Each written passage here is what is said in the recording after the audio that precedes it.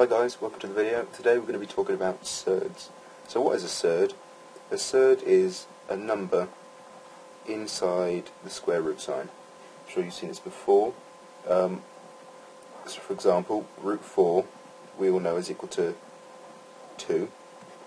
And why is this? Well, the square root of a number is the number that when times by itself, when squared, gives the number inside sign, okay? So the reason for this is 2 squared is equal to 4, okay? Now, I'm sure you've seen that. You may not have seen the cube root, very much like the square root, but the answer to this is the number that when cubed is equal to the number inside. So, for example, the answer to this is 4. Why? Well, because when 4 is cubed, we get 64, the thing inside. So, just quickly there to show you that there are different types of roots. We've got a square root and a cubed root. And in both these cases, we get a nice answer out, a nice integer answer. Now, I'm just going to introduce you to the idea of an irrational number, okay? And an irrational number is a number which has an infinite number of decimal values, okay? And it can't be expressed as a fraction.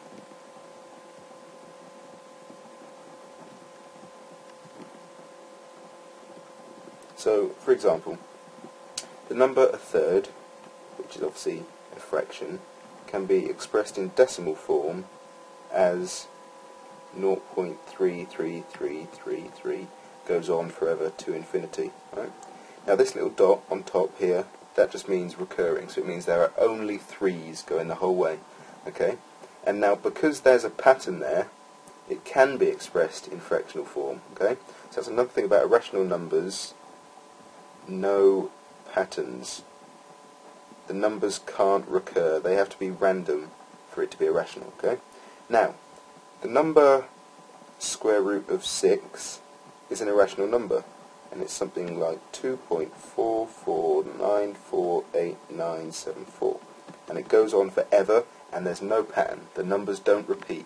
It's an irrational number, which means we can't have it as a fraction. So this is the only way that we can express it as the true value. So if we tried writing this out, it would only be an approximation. It wouldn't be the actual number itself. So this here is the only way that we can write that. So that's what we use surds for. We use them in cases where we want to know the exact value, but we can't put them in fractional form or approximate it with decimals. Okay? So next I'm going to talk a little bit about surds and indices. And then I'll go on to talk about simplifying surds, which is a very important aspect, and you'll need it for your exam. Okay, surds and indices. Well, surds can also be expressed in index form. Okay, so the square root of a number, let's say x for now, can be expressed as x to the power of a half. Okay, so these two are equal. So again, for example, root 6 can be expressed as 6 to the half, and root 4 can be expressed as 4 to the half. Now, if we work with this bottom example, why is this? Okay, so the answer, whatever the square root of a number, is the number which, when squared or times by itself, gives the number inside the root. Now, if we see the square root of 4 is equal to 4 to the half, we also know it's equal to 2. You know, 2 squared equals 4. So if this is truly the square root of 4, then surely if we square that we get 4. Let's see what happens if we square that. 4 to the power of a half squared. Okay. Now if you haven't seen it yet, go back and watch my video on indices, and you'll see one of the simple rules that you need to know is that when you have a number in this form, you multiply the two indices together. Okay, you multiply them together. So we get 4 to the power of 2 over 2, which is just 4 to the power of 1, which is just 4. Okay? So we've squared this number and we've got 4, which means this really is the square root of 4. Okay? So for the same reason, similar reasons, we can also express cube roots in a similar fashion. So the cube root of 27 is equal to 27 to the power of a third. Okay? Now why is this? We get 27 to the power of a third, and if we cube that, then we get 27 to the power of 3 over 3, which equals 27. Okay? So that's just showing you that this is a completely valid way of expressing this. Okay? So you may get a question in your exam. Let me just rub this out. Give me some more space here to work with. You may in your exam get a question something like, find 49 to the power of 3 over 2. Okay? Now, what you've got to do here is separate it into two parts. So, first of all, we're going to separate this number into 49 to the power of a half, and then cubes, okay? So we've just taken this, and from the rule where we multiplied these two indices together, we've separated it out, okay? So first of all, we're going to do 49 to the half, okay? And as we know, that's just the square root of 49, which is 7. And then we've got to cube it, okay? So this in here is 7, and we're just cubing that to get 343, okay? So that's just, a simple question you may get asked in your exam. So let's just give these questions a crack. Again, with all the videos, if you want to just pause and give these questions a go and then come back, and then I'll go through and you can see how you did. So the first question, 36 to the power of a half, very simple. We know that anything to the power of half is just the square root, so the square root of 36 is 6. Okay. 27 to the power of 2 over 3. Now what we're going to do here is, as we did before, separate it into two parts. And you really, most of the time, want to do the root first, okay? So we're not going to square it first, we're going to get the cubed root first of 27, then square it. It just saves you having to do the cube root of a massive, massive number. Okay, so the cube root of 27 is the number which when cubed gives 27, which is 3. And then just square it to get 9, like so. And next one, again, we're going to do 125 cube rooted, and then to the power of 4. Okay, so what's the cube root of 125? That's 5. And then 5 to the power of 4 is, what's that? Well, that's 5 times 5 times 5 times 5, which is 625. Okay? Now, last question, express root x multiplied by cube root of x in index form. Well, that's simply x to the power of a half multiplied by x to the power of a third. And, like we showed in the last indices video, that we just add the two indices here, so we just get x to the power of 5 over 6. Okay? Great. So now we're going to move on to simplifying surds, sorry. And again, this is quite simple. Just a couple of rules you need to learn, or need to remember. Don't really need to learn them, they're very simple.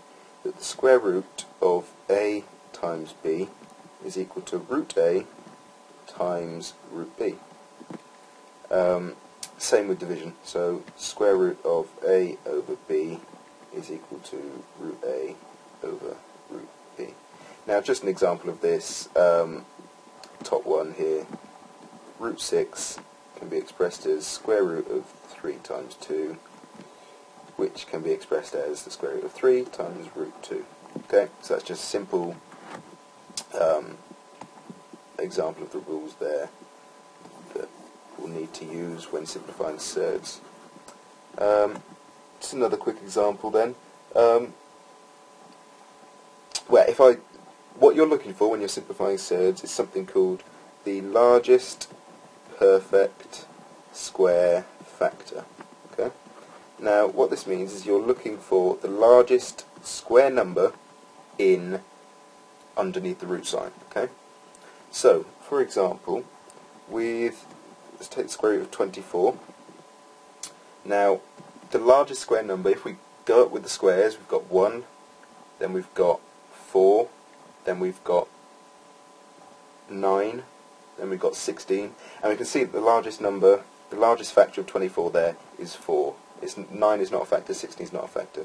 So if we write it out as square root of 4 times 6, okay, making sure that keep our eye on the 4, and then again root 4 times root 6 is another way that can be expressed. And what is root 4? Well, it's 2. Okay, so we just get 2 root 6 is the answer to that question. So that's really all you've got to remember to do. Find the largest square factor, just go up through the squares and find the largest one that's also a factor, and then you can separate the two elements and then, you know, do the square root on 1. So let's try these exercises quickly. So what's root 28? Well, if we go up the squares, we've got 1, 4, 9, 16, and we can see again that 4 is the largest perfect factor there. So if you do 4, keep our eye on the 4, multiplied by 7, okay, then we get root 4 times root 7, which equals 2 root 7. Okay, we've just done the square root of the 4 there. Okay, next question. Well, this one's a little trickier to see, but once you've got it, it's just as simple an idea. Here we actually have 2 multiplied by 121, okay? And you would have just got there by counting up the squares until you got to 11, 121 being the square of 11 there. So we've got the square root of 11 multiplied by root 2, the square root of 121 multiplied by root 2, so we get 11 times root 2 there. Okay? Again, I hope that all makes sense. And this next one is not the same thing, it's just a very simple multiply out the brackets. So here we've got 3 times root 3, 3 root 3, plus root 3 times root 2. Now, as we said, we can combine them, so we've got 3 root 3 plus root 6. Okay, we've just brought them together because they multiply. That's our final answer there. So hopefully all those things made sense. It's not too difficult. Again, if you visit scribbleteach.co.uk, we've got some more exercises, past papers, question sheets for you to try out, because it's really all about practice. So yeah, I hope everything made sense. If not, just leave a comment below and I'll try to get back to you as soon as possible. And I'll see you next time.